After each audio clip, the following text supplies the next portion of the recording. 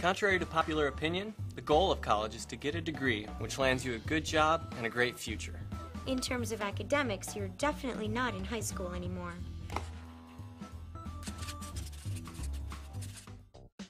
High school was far easier than college. You go to school so much less in college, and you study so much more. College, you need to take a whole different approach. It's a whole different type of studying. In high school it was, if you didn't turn in the assignment, well, I'm going to call your parents. Well, I don't think I could ever even dream of a professor or a TA calling my parents for anything. In high school, you seem to have all these assignments and homework things that boost your grade, or, you have so many opportunities to build your grade.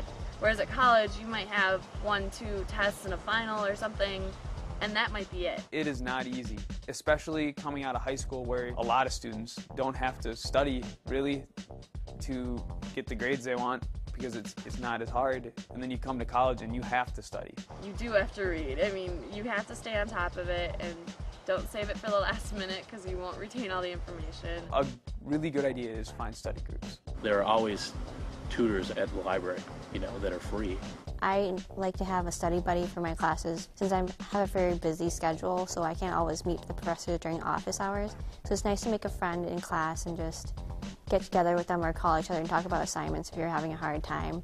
Learning to study was a huge, huge battle. I mean, everyone tells you that. Believe them when they tell you that because it's real.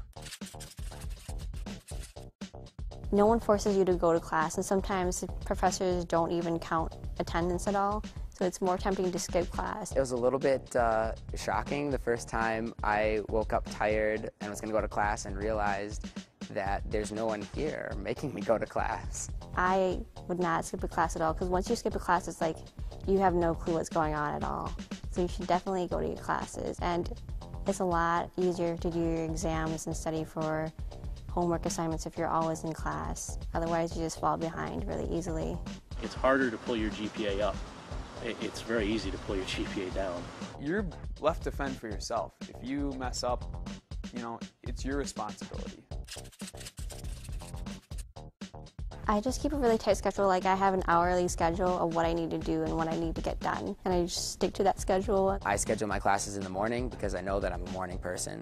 That way you can plan your day and you know what you can do and what you can't do. A lot of professors will hand you out a syllabus at the beginning of the semester, and they'll have due dates of major research papers, and they'll have major test dates on there. So you know when your deadlines are and what you need to do in a certain time. You can really nip the stress at the beginning by planning. Balance in your work and fun. It's all about balancing. Be your own boss and be in charge of your life.